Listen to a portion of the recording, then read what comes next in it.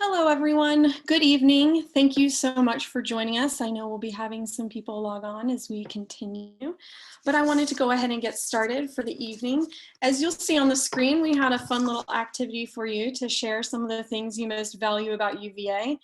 And so you'll see those going live and updating, and the larger they are, the more people also have associated to that specific part of UVA that they love as I just open up.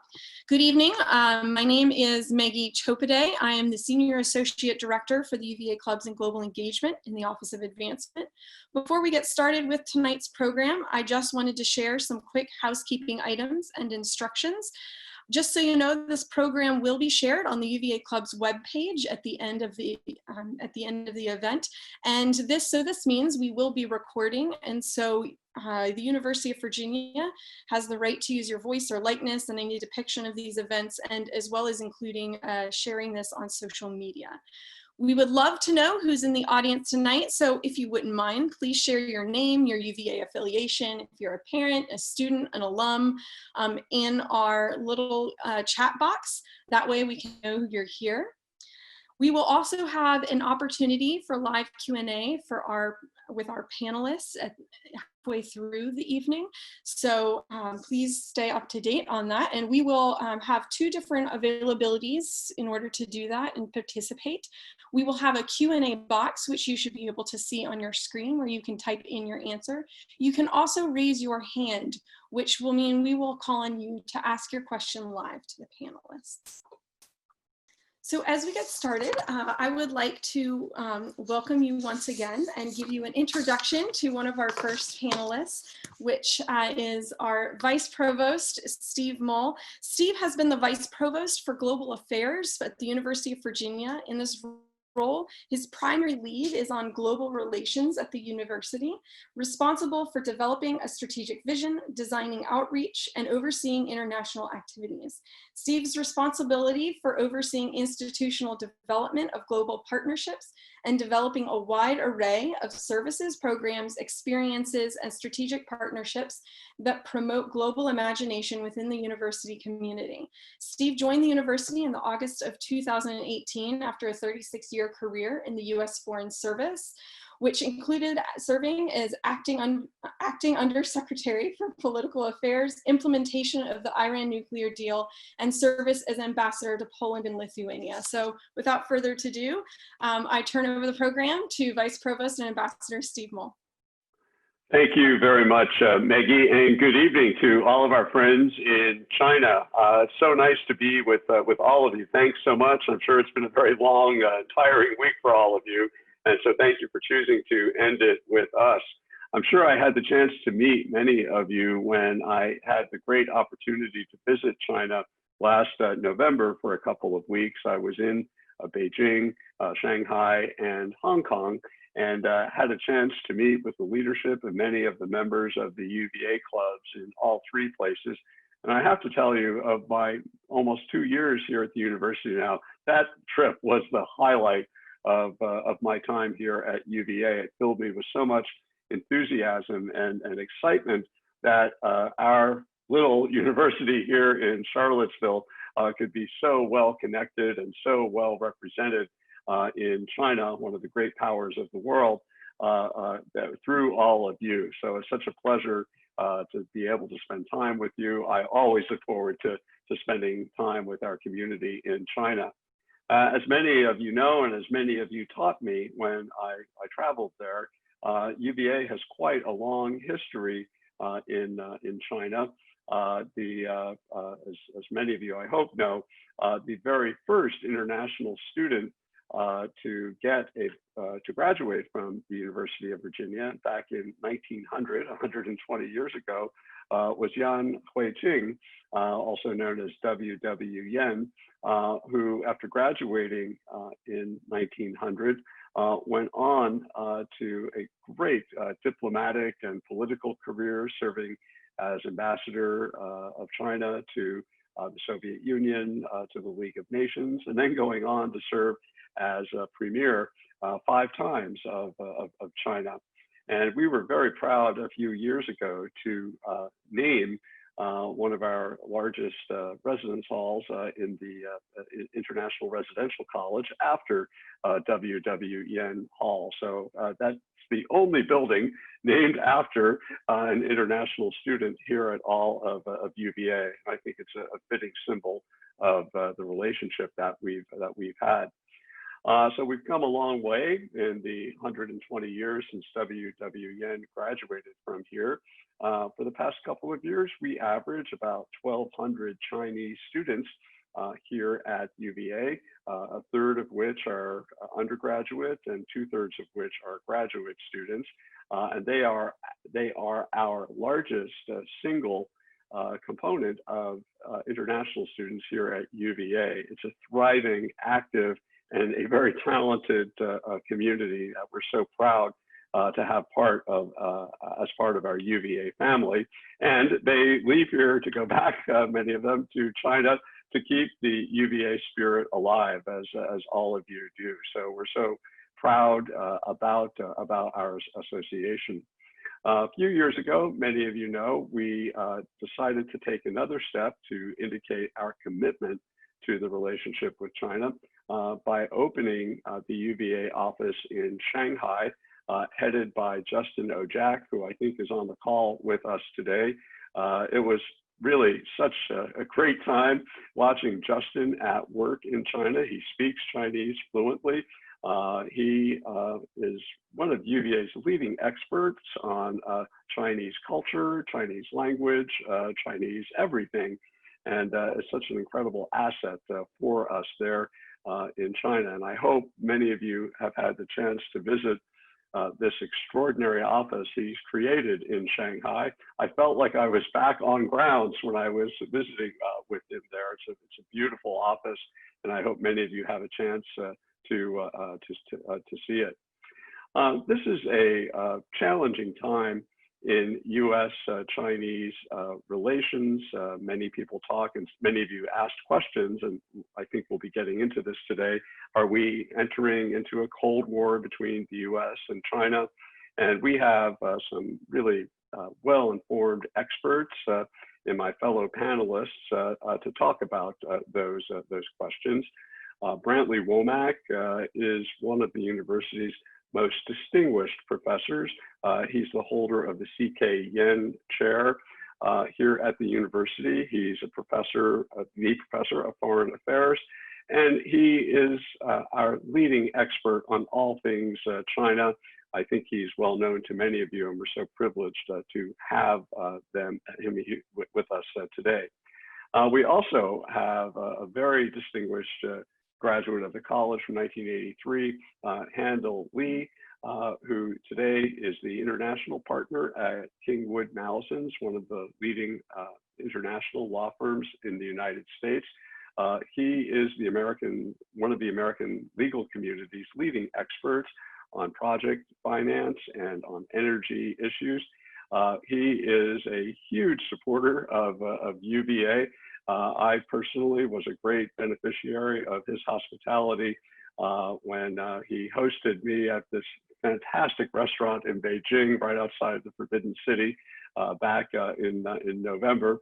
And I also feel a very special bond to Handel, because in addition to our sharing UVA in common, he got his law degree from the Georgetown University Law Center, where I went to university at Georgetown University. So we're really privileged to have Handel with us today as well.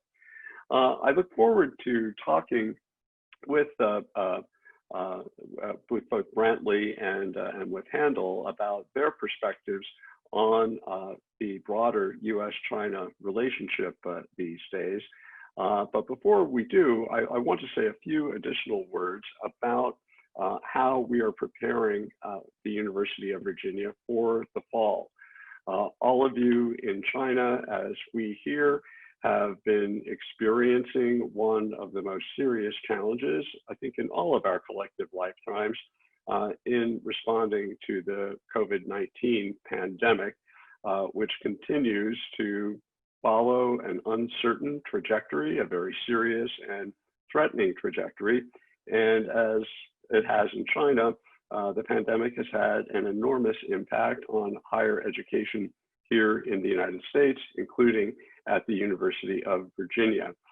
Beginning in the middle of March, we moved to completely online instruction. We did keep many of our Chinese students here because it was so difficult to travel, but most of our students departed the university and went to complete their semester through the internet at home. Now we're in the midst of preparing for how we will operate this fall. As all of you no doubt know from the news, the pandemic is far from defeated here in the United States. And so we are in the process of making final decisions on what our fall operations will look like. One thing is certain, the coming semester at UVA in the fall will look nothing like any previous semester, and I'll tell you a little bit about what the kind of plans that we're making. We expect that next week, President Ryan will communicate to the whole UVA community, including our parents and current students, about what some of those things are going to look like specifically. And I encourage all of you very much to follow his communications. As I said, I hope that they will come out next week. So here's what we know already. The semester is going to begin as scheduled on Tuesday, August 25th. And we will have some students on grounds. We will have some in-class instruction. However, the larger classes, many of them are going to be available online. We are particularly sensitive to the challenges of our international students. As you know, it's still difficult to arrange travel from China to the United States. US consulates and embassies are not yet open for regular processing of visas, and there are still restrictions on entering the United States for travelers who have been in certain countries, including Europe, China, Brazil, and Iran, that they may not yet cross the border into the United States if they've been in any of those areas for the previous 14 days. We expect those restrictions will begin to disappear as we go through the summer. We expect that the US government will resume processing visas. And so we are hopeful that many, hopefully all of our international students will be able to show up here in August. But if they can't, and I just sent last night a communication to all of our incoming and returning students from China and from the whole world, that if for whatever reason they are not able to make it to Charlottesville by the end of August, we will guarantee their online access to education until they can come here to Charlottesville. So we are absolutely committed to doing that. We are also going to be offering a new kind of flexibility in how students can structure their academic year. So for example, if students decide they prefer through the whole fall semester to just participate in online education, taking 5 courses, the typical load for a full semester, can be tiring or challenging online. So if students would prefer to take a fewer number of classes in the fall semester online, that will be fine. Then in the so-called J term in January, between the 2 semesters, we will be substantially expanding the course offerings for students to make up courses either in person or online during the January term. At this point, we're anticipating full course offerings in the spring. And then for the first half of the summer, we are going to substantially expand the number of courses available for students to complete their academic year. So in other words, some students may decide to stay home for the fall semester, take a couple of classes online, return to Charlottesville after the new year, and then take some courses during the January term, a full load in the spring, and then a few courses in the early part of the summer. So a student could complete a full academic year in a very different way, a very different configuration, but in the end still get the full 30 credits for undergraduate students that they would normally get during an academic year. We are going to be paying very close attention to health conditions here at UVA. One of the things we're proud of at UVA is that we developed a very effective COVID-19 test. We've been selected by the state of Virginia to provide this test to the entire medical community in Virginia. And we anticipate by we get to August that we will be able to conduct 1,500 tests, COVID-19 tests a day. And so we will have substantial testing capacity to monitor the health of all of our students, staff, and faculty. We are also preparing a procedure to trace contacts. If somebody does seem to develop an illness or symptoms of COVID-19, we will have a substantial tracing program to trace the contacts of all of those people to stay ahead of any appearance of the disease here. We've been actually quite lucky here in Charlottesville. We only have right now about 24 active cases in the UVA hospital. Really we've been blessed by having one of the lowest infection rates in the nation, and we aim to keep it that way, but we're not taking it for granted. We are going to be monitoring this very closely as our students come back. In addition, we will put substantial social distancing restrictions in place. The details aren't announced yet. We're working those out with the Virginia Department of Health, and we will begin to address those in President Ryan's message next week about the sorts of procedures that will be in place. But I can assure everyone right now, everyone's going to be wearing face masks. Here, it's a very important part of the of social distancing and prevention, and there's going to be substantially enhanced hygiene in place, hand sanitizer stations all over grounds and in the dormitories. We are also going to have very strict regulation of how our students are housed to keep them appropriately distant from one another. We will be announcing those details. And we anticipate that through the fall, we will not be having large gatherings at the university in order to help continue with the prevention of the spread of the disease. So this is going to be a very important focus of ours. We're blessed here at UVA by having some of the best medical researchers and epidemiologists in the nation. They are playing a very important role in shaping our preparations for the fall. So in conclusion, I would just say that there's no standard operating procedure for any of this. As all of you in China have been learning, this is a very new challenge that we have to improvise and innovate responses to as we go along.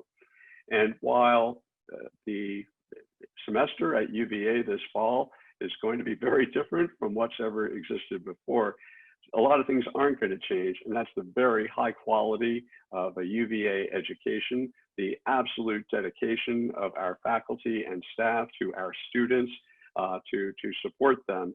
And we very much want to partner with our students and with their families as we get through this challenging period.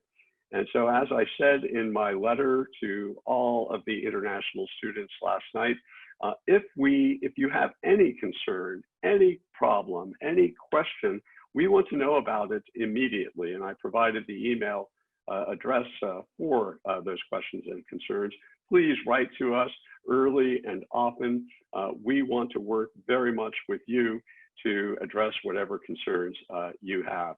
I know we're going to get through this, and UVA is going to be much stronger because of people like you and because of our great students. And it's a partnership I very much look forward to strengthening in the year ahead. And I look forward to coming back to China to thank all of you in person for being such tremendous partners for all of us.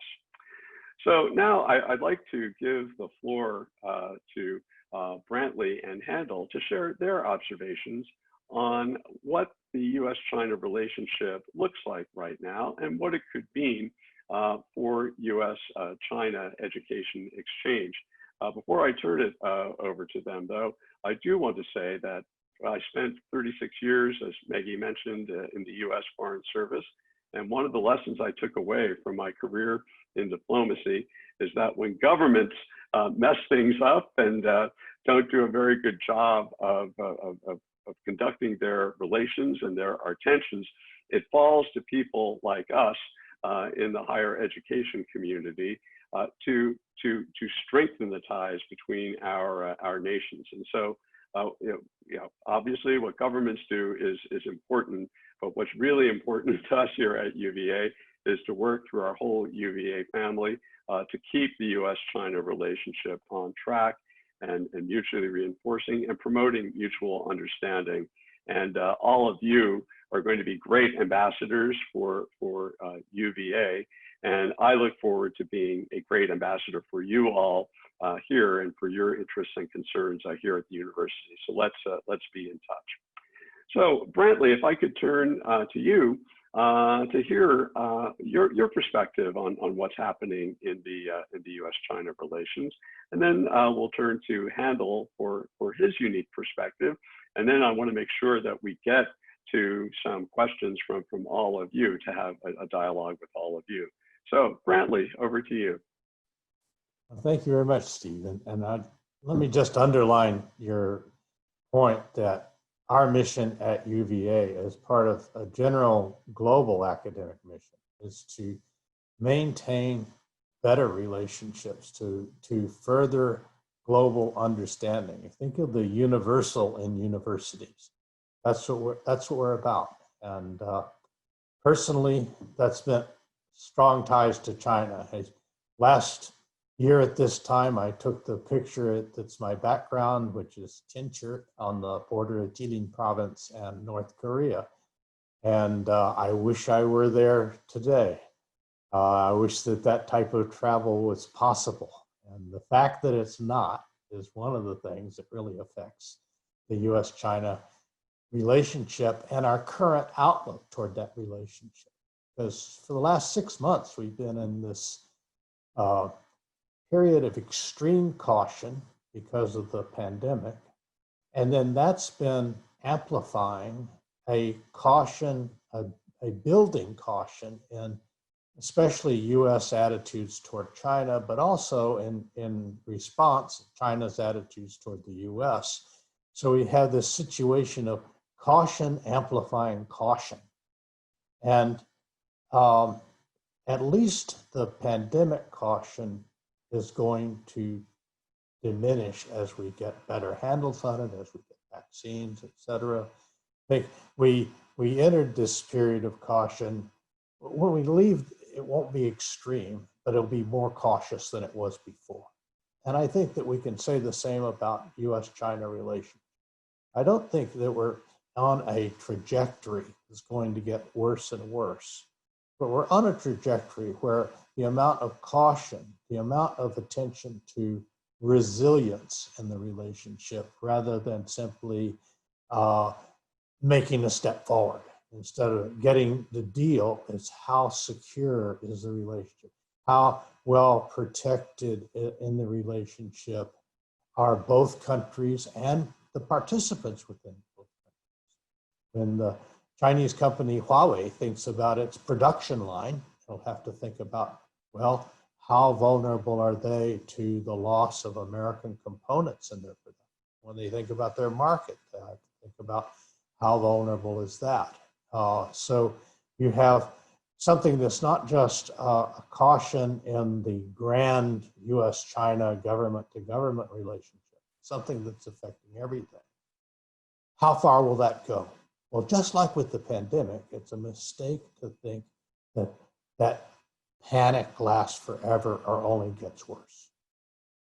There are many, many factors that will lead people to decide, well, if we're in China, we've got to, the relationship with the United States is important to us. It's important to adjust, but it's also important to maintain. And in the United States, that mentality will also be there. Now in the United States, it's distorted because not only we have three crises. We have the American presidential election coming up. So nobody knows what life is going to be like in December in terms of health, in terms of politics, and in terms of interactions with other countries. So those are the types of things that set up a framework where we can develop, we can get ourselves very worried because no one can say that a particular bad scenario will not happen, but it's not very likely to happen. And it would be smarter to prepare for a return to both better relationship, but on a more cautious basis than it would be to prepare for the worst, decoupling of the United States and China. Now let me stop there because Handel has a lot more practical experience with these things. He's in the driver's seat in his area, so he can tell us about that. Thanks, Brantly. Handel? Okay, thank you, Steve, and thank you, Brantly. I'm very happy to be here with you all this morning here in the United States. I've I started my practice in New York with a firm called Skadden Arps, and then over 25 years ago, went to China to open up Skadden's China practice. And at that time, we were, as a policy of the firm, representing Chinese companies, institutions in their dealings, very new dealings with international companies trying to do business in China. Now, the reason why I became a lawyer had a lot to do with my education at the university. I studied government and foreign affairs at UVA. I was a double major with Asian studies, but a very influential professor to me at the university is a person named Innes Claude. Professor Claude taught international organizations, but he was a big proponent of a theory called functionalism, which said that nations or countries could build constructive, friendly relationships, even if there were great social, racial, religious, territorial confrontation or conflict. They were adversarial.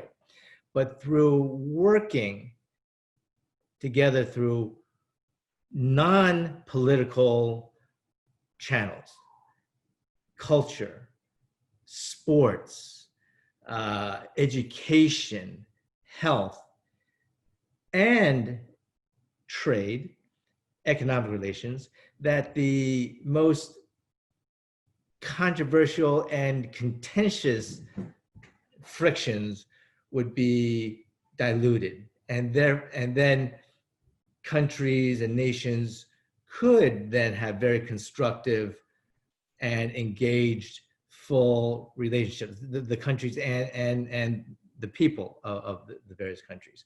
And I recommend to everybody to read this book, Swords into Plowshares by Professor Claude, Innes Claude. It is one of the most influential books to me that I've read, and it had a lot to do with why I became a lawyer. When I was at UVA, I wanted, I think, to become a diplomat, like Ambassador Mull. But I found out I probably wasn't as smart enough to be, or as elegant as Ambassador Mull. So what I decided, I would become a lawyer, because as a lawyer, I could structure and build the bridges upon where these engagements could happen. And that's why I did become a lawyer and went to Georgetown, and then eventually worked in China doing just that. I think we especially in the early years, the projects we worked on between American companies, American advisors like the big banks, Goldman, Morgan Stanley, we were really engaged with China. Back then, they were all SOEs with government officials, and it was an incredibly cooperative, very, very idealistic type of environment to work under. It was, and I think we made great progress in terms of strengthening the relationship, both people to people, company to company, system to system, and government to government through what we did. And I hope it continues. Now, unfortunately, the situation that we're in now, and I think it's really deteriorated since 2016, but it started even perhaps before that, is an antagonism, a conflict between the United States and China in its position in the world. Again, that's political, geopolitical, and in many respects is ideological. Who is the guiding light, has the best model of development and for the world going forward? And I think China now is trying to stretch its wings and influence in that area. But I think critically important is the deterioration of the relationship between the United States and China has to be addressed. The nationalism that is not only in China and the United States, but around the world right now, it is a movement that is around the world, must be turned around. And I go back to Professor Claude and his work and analysis of, we must compel and understand how to work through international organizations multilaterally in areas of good cooperation, in trade, in health, in environment. And it's unfortunate that right now, the United States, which has been in the past always leading and being way out in front in promoting this type of cooperation and supporting financially, as well as putting its best people in, is moving away. And I hope that this administration, or hopefully the next administration, will turn this trend around. And again, have the United States take a leading role in these great international organizations, both public and private. China taking a substantive role and cooperative role together with the United States, and then they together can really be influential in a better path forward for the world. And I'm cautiously optimistic that the trend, this geopolitical trend around the world, can be reversed, and that we can get to back on track, especially hopefully with China and the United States working in concert together in friendship to make the world a much do the hard work that the world globally needs. Well, thank you very much, Handel. I have to say, usually by the time a week ends on Friday, I'm feeling totally defeated and depressed after a week of challenges. But after listening to both of you, it puts me actually in a much more hopeful mood. So thank you very much for those outlooks. Maggie, one of the most enjoyable parts of these fireside chats is actually hearing from our community. So I wonder if we could turn the floor back to you to share some of the questions and comments that we're getting from our listeners. Sure, Steve. Thank you all for introducing us in this program. So now is the time we can open up for our live Q&A. If you would like to ask a question live, you can raise your hand. That's under the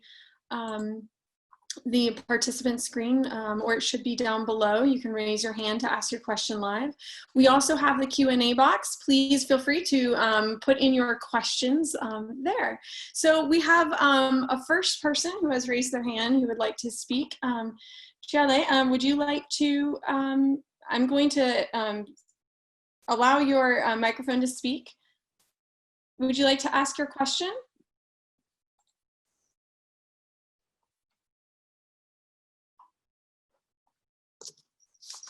We may have some technical difficulties, so I'll move on to another question. Oh no, Xiaoye was on mute and now he's off mute. Oh, there you go.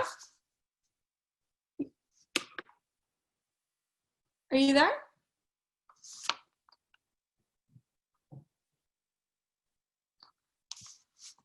So I'll go ahead and ask another question while we figure it out that has come in.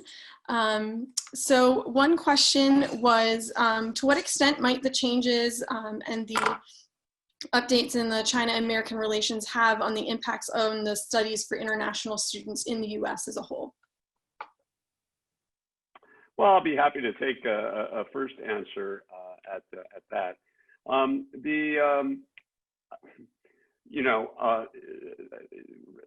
Even recently, about 2 weeks ago, President Trump talked a little bit about his concerns in the U.S.-China relationship, and in discussing all of those concerns, they were talking about possible visa restrictions for students coming from China who want to study certain sensitive areas. We don't really know the impact of that or what the extent of it will be. The announcement was not particularly specific, but what everyone in the U.S. government went to great pains to emphasize was that Chinese students in the United States are a very important goal for ours. We want to have a large number of Chinese students here, and whether it's Secretary Pompeo or other U.S. government officials, all of them have been very clear that we very much want to have lots of Chinese students in the United States. So despite occasional irritants and concerns about aspects of the bilateral relationship, I personally was very encouraged to hear from people who are often very critical about China underscore their absolute commitment to maintaining a substantial Chinese student presence here. And so that's going to also be an important goal for us here at UVA. It's why we keep an office in China, to stay in contact with all of you, to look for the very best of Chinese students, to encourage them to come study here, to help support the very best Chinese researchers who may want to come and do their research and study with us here at UVA. So we're absolutely committed to keeping this relationship active and busy and supportive, regardless of what may happen on the political level. Now, as I mentioned in my comments earlier, we do have some practical challenges, logistical challenges with the problems in catching a flight from China to travel here or other places. The visa sections not operating right now, the border restrictions, but those are linked to the pandemic.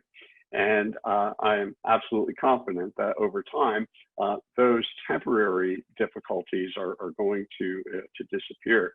So while they are still in place, it's my biggest job to make sure that our international students, including our students from China, get the education they're seeking. And so that's why we want to stay in close touch with you as you run into challenges that you need help overcoming. I want to know about it, and my team and I will move heaven and earth to address those challenges. Obviously, we can't issue visas. Believe me, I wish I could.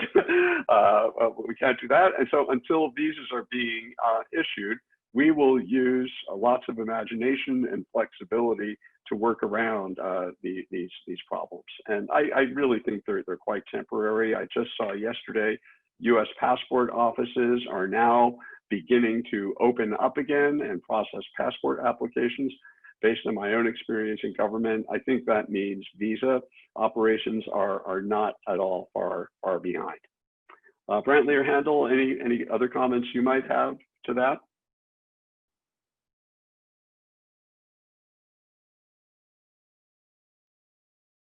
Oh, you're the closest person to the practical details of the relationship, Steve. And I'm really glad that you're bringing your State Department experience. If it was all just professors, we would be running around with our hands in the air. You know? But, you've dealt with passport offices from the inside. Yeah. Handel? I don't have much to add to that, Steve. I except for one point. As most people probably have heard, that there is a proposal or suggestion that the United States limit students from China in the STEM industry, or who want to study STEM in the United States. I trust and I hope that this will pass. Is something very political. I think it's a political stunt. And if you read any of the editorials and comments, that this would be the most harmful to the United States, in fact. But hopefully, and I trust that this will pass. Thank you very much, Handel. Maggie, back to you. Sure. We have a next question that will go live, and I'll unmute Park Muth. Well, thank you very much. Hi, Park. How is everybody? Great. Well, good. So my question is, if Chinese students cannot come to grounds in August, will the online classes be offered at times that are convenient? In other words, if they want to be in a real discussion, how is the time difference going to work?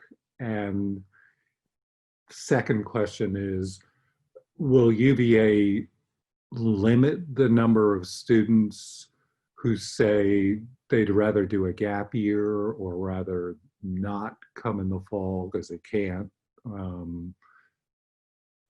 Are there any decisions that have been made on that so far? Those are great questions. Thank you, Park. On your first question, the online instruction, it very much depends on the professor, and it depends on the content of the specific class. So when I have such huge admiration for our faculty.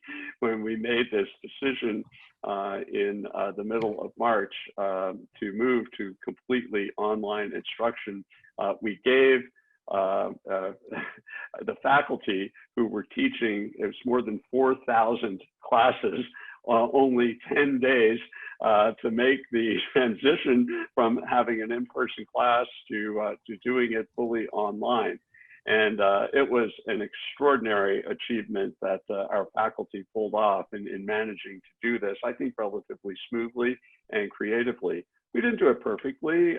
We learned a lot of lessons through that process that we will be applying as we go forward. It's what I meant about this whole experience. In the end, it makes us more stronger. It makes us stronger and more resilient to respond to challenges like these.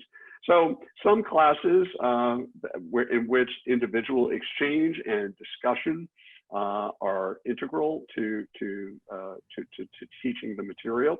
To the extent possible, professors will have those live, although, however, it will mean attending, if you're in a 12-hour different time zone, attending it perhaps in inconvenient times.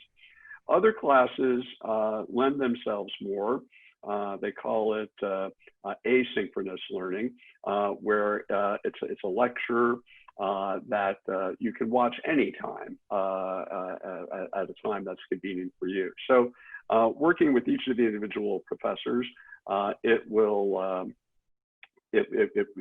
each class will be different, and we will do the best that we can in terms of making it available to the students. And then, I'm sorry, your second question, could you repeat it, please? Will UVA limit the number of students who want a gap year? Right. Up until now, we have had actually fewer requests for gap years than we have before. We look at each application individually. We really grant most of them. The deadline for applying for a gap year is July 1st. And once we get all of the applications, we'll see how many we can grant. I anticipate, obviously we don't want to force people into a situation they'd rather not be in. That's not what we're about. We want to be supportive. Our newly accepted students are still part of the UVA family, and we want to be supportive and respectful of them. So we will be continuing to grant them. We have not made a decision to limit them. Thank you. So there's quite a few other questions that are coming in that are quite similar on people's minds. And so one of them is with the growing tensions between U.S. and China relations, as well as COVID-19. There's a lot of talk and perspectives about the United States and with people coming from China. Can you speak a little to UVA on this and what students can expect, and if there's anything that they need to consider as a challenge? I'm sorry, I'm not sure I understand the question, Maggie. Could you repeat it? Sure. So given the environment, the current environment, from COVID-19 as well as with U.S.-China relations, there has been some tension and some reports for some discrimination against China. Right. Students. And so UVA, what does UVA do to help in this situation, as well as what can they expect living in the United States during this time? Yeah, thank you. That's a great question. I'd be very pleased to answer. If you look at history, one of the really disturbing elements of pandemics in history throughout the world, really in every country, is associated fear and insecurity of surrounding people who come from other places. I mean, this goes back to the days of the plague in medieval Europe. Where travelers from other countries, people were afraid of them, didn't want contact with them, and it's a phenomenon that continues to happen in modern times, whether it's in the United States or Europe or Africa or China or anywhere. It's a regrettable human reaction in these situations to try and keep distance from people who come from other places. So that's wrong. The worst possible thing that can come out of a pandemic is building walls between people, because in fact we have to work together to overcome the pandemic. You know, Chinese and American scientists have to be working hand in hand if we're going to come up with answers to this and prevent this from ever happening again.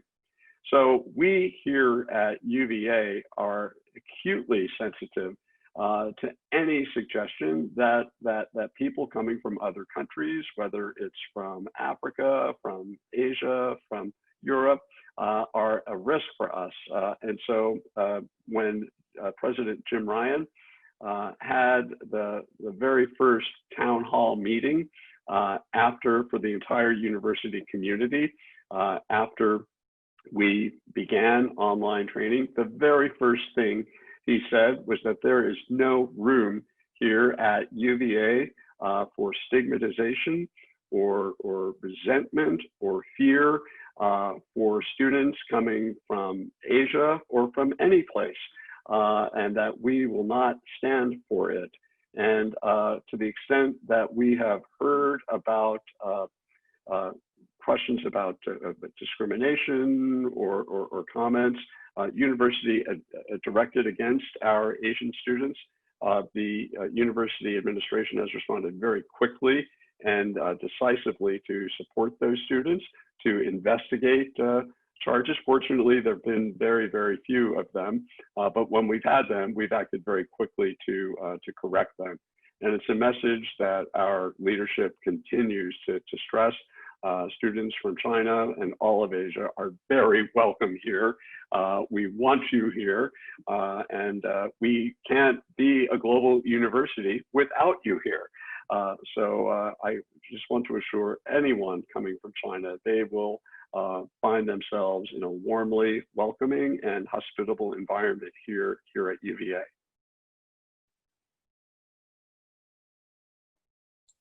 Could I add something to that? And that's just that when you're outside of a country reading about what's going on in a country, what makes the news are the crises. What makes the news are demonstrations and presidential statements and things like that.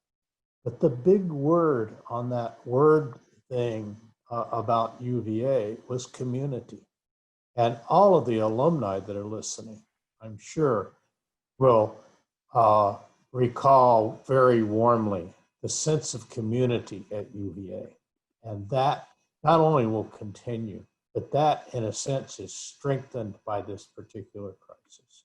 And you can be confident that that will continue and include incoming students in this period. Thanks. Maggie? Great. So another question that we have from one of our attendees, Shara, wondering about the possibility for more UVA cooperation with Chinese universities and what that might look like. Yeah, so I'll be happy to take that question. One of the, I mentioned my trip to China in November, and really had such a great experience meeting many of our partner universities, such as Beijing University and East China Normal University. And I was very actually proud to be the first American representative of an American university to formally affiliate the University of Virginia to the Chinese Association of Higher Education. So we're now a formal affiliate, which will give us a platform to expand those connections. What I'm going to be looking at for the next year is looking to expand something we call the global classroom, which given the challenges of traveling anywhere in the world, we anticipate that people's ability to study abroad is probably going to be at lower levels for the next year or so. But people still very much want that international, that global experience. So last year, my office funded a very special partnership between our engineering school and Tsinghua University on ethics in engineering. And so we brought together a few dozen engineering students from Tsinghua with a few dozen American students here in the engineering school. There were professors from Tsinghua and the UVA Engineering School who co-taught this course using the connection of Zoom, like we're doing now, so that these students spent a whole semester together looking at ethical questions in engineering, how it looks in China, how it looks in the United States.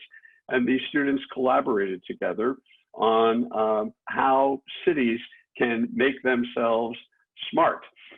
China has done an made extraordinary progress in so-called smart city, whether it's smart sanitation or smart parking or recreation, and we have a lot to learn from each other. So it was an experiment in doing this course, but we were really excited about it. And so I want to look to, while we have these temporary challenges to traveling back and forth, I want to keep this U.S.-China education exchange active and going forward through these kinds of virtual contacts, these virtual global classrooms. And so we'll be looking to expand those in the coming year in China as well.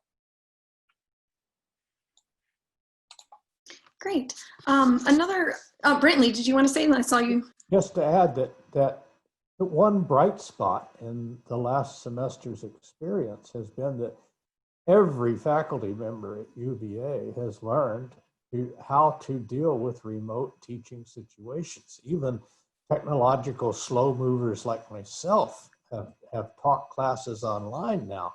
And so while we've all been confined in our own little area, we've also had various types of potentials of distant relationships expanded.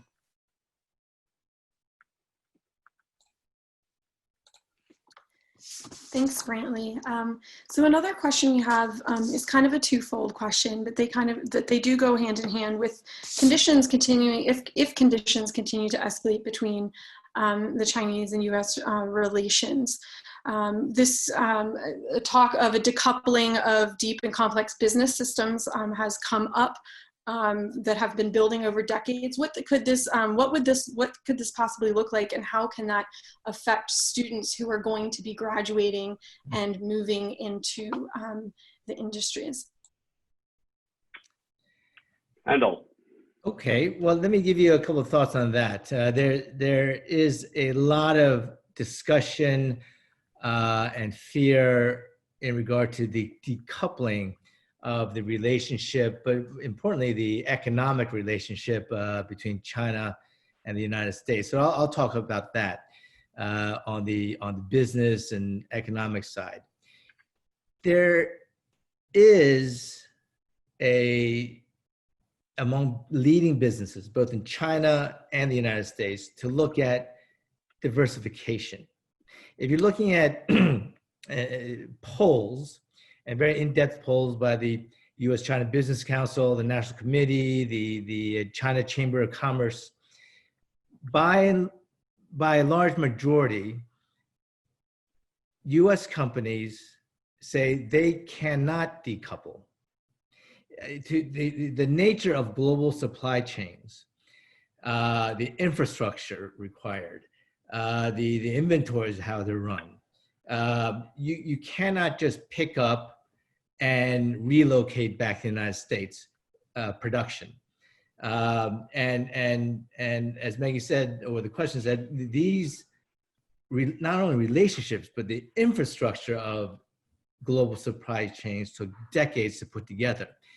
It will take even longer to take them apart. So to have any sort of abrupt decoupling cannot happen. In fact, if you look at companies in China, they say, in fact, they're looking at maintaining and a certain percentage are even going to have to increase engagement, investment in China. And so I think the fear of decoupling, of taking apart the economic relationship and global supply chains, which China is central to, will not happen. And certainly not in the short term, medium term, and hopefully not, and most probably not in the long term. Now, the issue with it has been of decoupling and diversification, especially with COVID-19, is very important. So most companies are looking at, well, they need to diversify certain types of supplies and supply chain, but certainly a full decoupling will not, and in fact, it cannot happen, especially since China is the second largest economy in the world, but it contributes 30% of global economic growth, and this year, next year, it may even be greater than that. And so the recovery of companies as well as countries really needs to be knitted together with China. Could I just add a conclusion from what Handel said, and that is that an active decoupling is more likely to be self-isolation than it is to be damage to the other side. And people start realizing that in policy circles, then they will think twice before doing that. Look at the damage the Soviet Union did to itself during the Cold War. We didn't have to contain the Soviet Union contained itself. And we should not contain ourselves out of fear of China. Well, that is a great message to end on. Thank you very much, Brantly and Handel. I'm afraid we are out of time. In fact, we're a little over time now. So I want to thank you all again for joining us this evening. And if we didn't get, I think in the question and answer box, we've answered all the questions that were there. But if there are more questions, please provide them to Maggie, and we'll get a response to you. And then please, if any of you have any suggestions about how we can help our Chinese community get through this challenging time, I want to know about it. Please write to me. You can get my address through the UVA website. And I look forward to hearing from you. And I look forward to coming to China again to spend time with you. My time with the clubs there put me in such a great mood to see all of your enthusiasm and loyalty. We're so proud to have all of you as our community there. So thank you very much for this time. I look forward to seeing you in person next time. And in the meantime, please be in touch. So back to you, Maggie. Great, thank you so much. And thank you to all of our panelists for joining us today and spending your very valuable time with us and answering some of our questions. And for all of you in the audience, we will make this video available on the uvaclubs.virginia.edu website. I'll be sending out that link to you in an email shortly in the conclusion of this event. Thank you so much for joining us, and have a great rest of your evening or morning in the US. Thank you. Thank you. Bye-bye.